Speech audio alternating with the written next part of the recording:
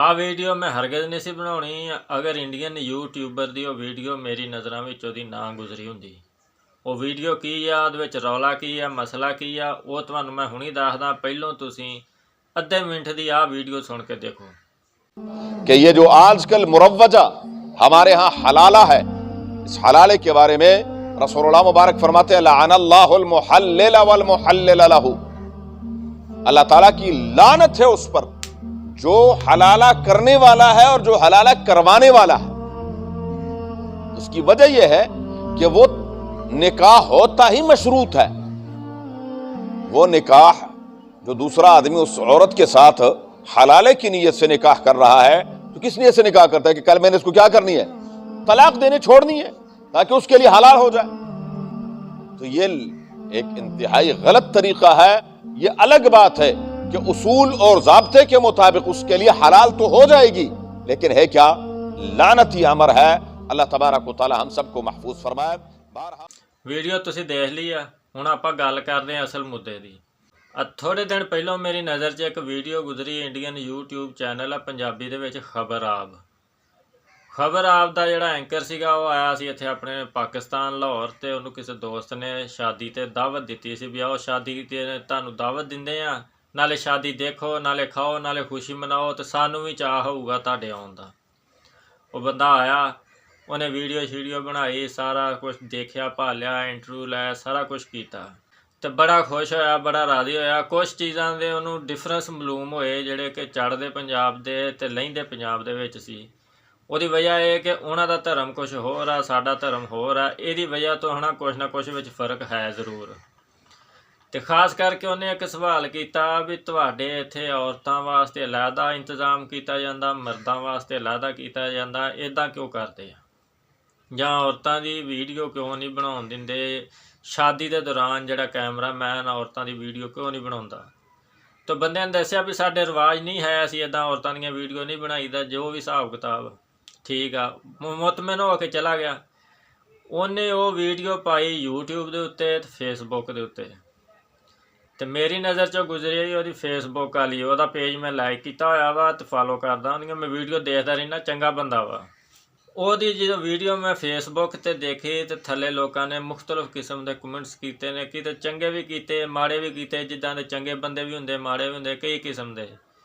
ਤੇ ਇਹ ਜਿਹੜਾ ਸਵਾਲ ਸੀਗਾ ਨਾ ਵੀ ਪਾਕਿਸਤਾਨ ਦੇ ਵਿੱਚ ਔਰਤਾਂ ਦੀ ਵੀਡੀਓ ਕਿਉਂ ਨਹੀਂ ਬਣਾਉਣ ਦਿੰਦੇ, ਉਹਦੇ ਵਿੱਚ ਇੱਕ ਬੰਦੇ ਨੇ ਥੱਲੇ ਕਮੈਂਟਸ ਕੀਤਾ ਸੀ ਕਿ ਇਹ ਆਪਣੀਆਂ ਔਰਤਾਂ ਦਾ ਹਲਾਲਾ ਕਰਵਾ ਲੈਂਦੇ ਆ ਸ਼ੌਕ ਨਾਲ, ਤੇ ਲੇਕਿਨ ਵੀਡੀਓ ਨਹੀਂ ਬਣਵਾਉਂਦੇ।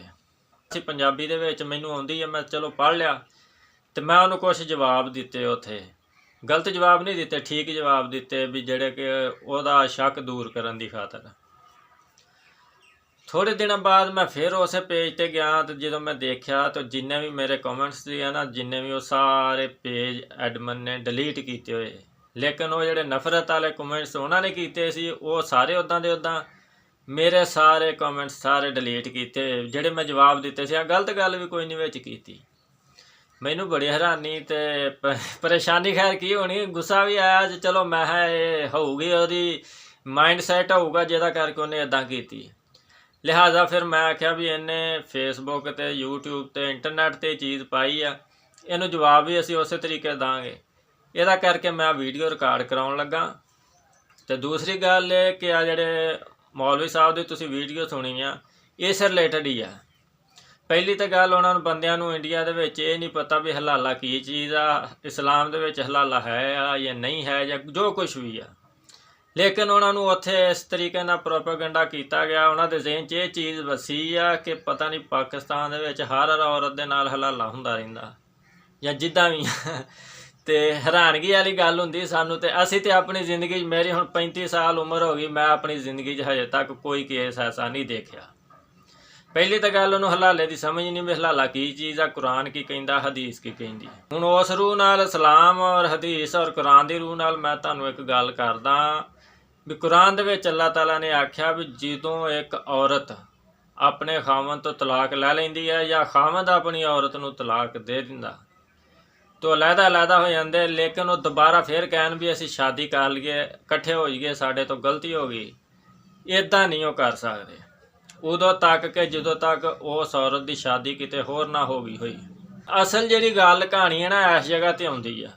ਉਸ ਔਰਤ ਦੀ ਸ਼ਾਦੀ ਜਿਹੜੀ ਦੂਸਰੀ ਜਗ੍ਹਾ ਤੇ ਹੋਣੀ ਹੈ ਨਾ, ਉੱਥੇ ਪ੍ਰੀ ਪਲਾਨ ਨਹੀਂ ਹੋਣੀ, ਉੱਥੇ ਇੱਦਾਂ ਹੀ ਹੋਣੀ ਜਿੱਦਾਂ ਪਹਿਲੀ ਜਗ੍ਹਾ ਤੇ ਸ਼ਾਦੀ ਹੋਈ ਜਾਂ ਜਿੱਦਾਂ ਆਮ ਔਰਤਾਂ ਦੀ ਸ਼ਾਦੀ ਹੁੰਦੀ ਹੈ।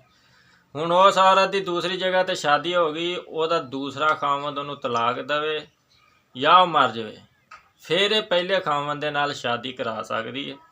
ਇਹਨੂੰ ਹਲਾਲਾ ਕਹਿੰਦੇ ਆ। ਅਗਰ ਉਹ ਬੰਦਾ ਤਲਾਕ ਨਹੀਂ ਦਿੰਦਾ ਜਾਂ ਫੌਤ ਨਹੀਂ ਹੁੰਦਾ, ਉਹ ਸਾਰੀ ਜ਼ਿੰਦਗੀ ਉਹਨੂੰ ਆਪਣੇ ਨਾਲ ਰੱਖਣਾ ਚਾਹੁੰਦਾ, ਤੇ ਉਹ ਉਹਦੇ ਵਾਸਤੇ ਜਾਇਜ਼ ਆ, ਕੋਈ ਗੁਨਾਹ ਵਾਲੀ ਸ਼ੈ ਨਹੀਂ। ਉਹਨੂੰ ਧੱਕਾ ਨਹੀਂ ਕੀਤਾ ਜਾ ਸਕਦਾ, ਉਹਦੇ ਨਾਲ ਜ਼ੁਲਮ ਜ਼ਿਆਦਤੀ ਜ਼ਬਰਦਸਤੀ ਨਹੀਂ ਕੀਤੀ ਜਾ ਸਕਦੀ ਵੀ ਤੂੰ ਇਸ ਔਰਤ ਨੂੰ ਛੱਡ। ਅਸਲ ਨੁਕਤੇ ਦੀ ਗੱਲ ਇਹਦੇ ਵਿੱਚ ਆ। ਲੇਕਿਨ ਇਹਦੇ ਵਿੱਚ ਕੁਝ ਜਾਹਲ ਲੋਕਾਂ ਦੇ ਕੰਮ ਇਹ ਵੀ ਹੈਗੇ, ਇੰਡੀਆ ਦੇ ਵਿੱਚ ਵੀ ਪਾਕਿਸਤਾਨ ਦੇ ਵਿੱਚ ਵੀ ਕੁਝ ਮੌਲਵੀ ਹੈ ਜਿਨ੍ਹਾਂ ਨੇ ਜਾਣਨਾ ਇਹ ਕੰਮ ਨੂੰ ਇੱਕ ਬਿਜ਼ਨਸ ਬਣਾ ਲਿਆ। ਯਾਨੀ ਕਿ ਅਗਰ ਕਿਸੇ ਔਰਤ ਦੀ ਤਲਾਕ ਹੋ ਗਈ ਆ, ਉਹ ਦੁਬਾਰਾ ਆਪਣੇ ਖਾਵੰਦ ਨਾਲ ਜਾਣਾ ਚਾਹੁੰਦੀ, ਤਾਂ ਉਹਨਾਂ ਨੇ ਆਖਿਆ ਜੀ ਸਾਡੇ ਨਾਲ ਸ਼ਾਦੀ ਕਰਾ ਲਓ, ਇੱਕ ਰਾਤ ਸਾਡੇ ਨਾਲ ਰਹੋ, ਕੱਲ ਨੂੰ ਤਲਾਕ ਦੇ ਦਾਂਗੇ ਤੇ ਤੁਸੀਂ ਜਾਂਦੇ ਰਹੋ। ਨਬੀ ਪਾਕ ਨੇ ਇਸ ਚੀਜ਼ ਨੂੰ ਹਦੀਸ ਸ਼ਰੀਫ ਦੇ ਵਿੱਚ ਆਖਿਆ ਵੀ ਹਲਾਲਾ ਕਰਨ ਵਾਲਾ ਤੇ ਹਲਾਲਾ ਕਰਾਉਣ ਵਾਲਾ ਦੋਵਾਂ ਤੇ ਅੱਲਾ ਦੀ ਲਾਨਤ ਆ। ਯਾਨੀ ਕਿ ਪ੍ਰੀ ਪਲਾਨ ਵੀ ਅੱਜ ਤੁਸੀਂ ਮੇਰੇ ਨਾਲ ਸ਼ਾਦੀ ਕਰ ਲਓ, ਕੱਲ ਨੂੰ ਮੈਂ ਤਲਾਕ ਦੇ ਦੂੰਗਾ, ਤੂੰ ਪਹਿਲੀ ਆਪਣੇ ਖਾਵੰਦ ਨਾਲ ਸ਼ਾਦੀ ਕਰ ਲਈ ਤੇ ਚਲੋ ਤੁਹਾਡਾ ਹਲਾਲਾ। ਜਿਹੜਾ ਵੀ ਇੱਦਾਂ ਕਰੂ, ਚਾਹੇ ਕੋਈ ਮੌਲਵੀ ਆ, ਚਾਹੇ ਕੋਈ ਆਮ ਮੁਸਲਮਾਨ ਆ, ਚਾਹੇ ਕੋਈ ਵੀ ਆ, ਉਹਦੇ ਉੱਤੇ ਅੱਲਾ ਦੀ ਤੇ ਅੱਲਾ ਦੇ ਰਸੂਲ ਦੀ ਤੇ ਫਰਿਸ਼ਤਿਆਂ ਦੀ ਲਾਨਤ ਆ। ਇਹ ਹਰਾਮ ਕੰਮ ਆ ਔਰ ਗੁਨਾਹ ਕਬੀਰਾ ਦੇ ਵਿੱਚ ਆਉਂਦਾ। ਲਿਹਾਜ਼ਾ ਹਲਾਲੇ ਦਾ ਜਿਹੜਾ ਕਨਸੈਪਟ ਆ ਨਾ ਇੰਡੀਆ ਦੇ ਵਿੱਚ ਸੁਣਾਇਆ ਗਿਆ, ਉਹ ਬੇਬਾਕ ਗਲਤ ਤਰੀਕੇ ਨਾਲ ਉਹਨਾਂ ਦੇ ਮਾਈਂਡ ਸੈੱਟ ਕੀਤਾ ਗਿਆ, ਬ੍ਰੇਨ ਵਾਸ਼ਿੰਗ ਹੋਈ ਆ। ਸਾਡੇ ਭਾਈਜਾਨ, ਮੈਂ ਤੁਹਾਨੂੰ ਦੱਸਿਆ ਵੀ ਆਪਣੀ ਜ਼ਿੰਦਗੀ ਦੇ ਵਿੱਚ ਮੈਂ ਅੱਜ ਤੱਕ ਇੱਦਾਂ ਦਾ ਕੋਈ ਕੇਸ ਨਹੀਂ ਦੇਖਿਆ।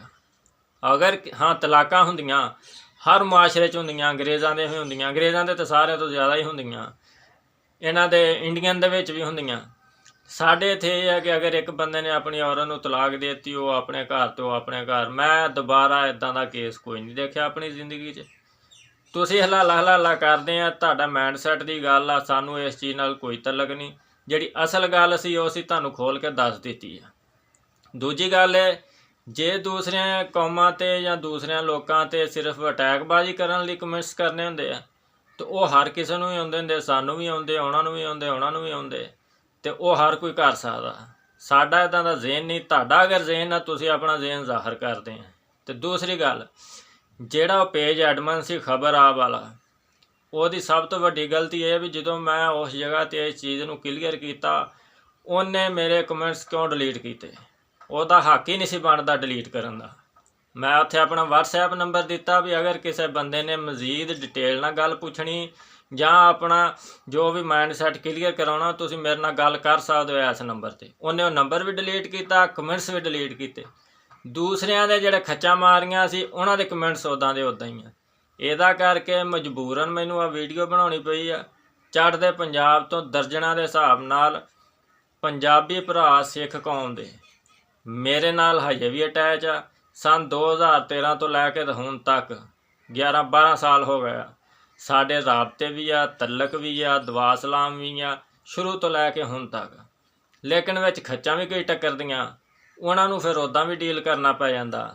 ਲਿਹਾਜ਼ਾ ਜੇ ਅਗਰ ਤੁਸੀਂ ਇੱਕ ਸਾਈਡ ਨੂੰ ਦੇਖੋਗੇ, ਦੂਸਰੀ ਸਾਈਡ ਨੂੰ ਨਾ ਦੇਖੋਗੇ, ਤੁਸੀਂ ਸੱਚਾਈ ਤੱਕ ਨਹੀਂ ਪਹੁੰਚ ਸਕਦੇ। ਤੁਹਾਨੂੰ ਚਾਹੀਦਾ ਸੀਗਾ ਉਹਦੇ ਮੇਰੇ ਕਮੈਂਟ ਡਿਲੀਟ ਕੀਤੇ ਤੇ ਉਹਦੇ ਵੀ ਕਰਦੇ, ਜੇ ਉਹਦੇ ਨਹੀਂ ਕੀਤੇ ਤੇ ਮੇਰੇ ਵੀ ਨਾ ਕਰਦੇ, ਮੇਰਾ WhatsApp ਨੰਬਰ ਵੀ ਨਾ ਡਿਲੀਟ ਕਰਦੇ, ਤਾਂ ਕਿ ਕੋਈ ਬੰਦਾ ਆਪਣਾ ਸ਼ੱਕ ਜਿਹੜਾ ਸੀਗਾ ਉਹ ਮੇਰੇ ਕੋਲੋਂ ਕਲੀਅਰ ਕਰਾ ਲੈਂਦਾ। ਲਿਹਾਜ਼ਾ ਮਿਹਰਬਾਨੀ ਕਰਕੇ ਆਪਣੀ ਜ਼ਿੰਮੇਵਾਰੀ ਨੂੰ ਸਮਝਿਆ ਕਰੋ। ਇਹ ਸੋਸ਼ਲ ਮੀਡੀਆ ਇਹਦੇ ਉੱਤੇ ਇਹ ਨਹੀਂ ਵੀ ਤੁਸੀਂ ਜੋ ਵੀ ਊਟ ਪਟਾਂਗ ਹੋਊਗਾ ਤੇ ਚਲਾਉਂਦੇ ਰਹੋਗੇ। ਧੰਨਵਾਦ।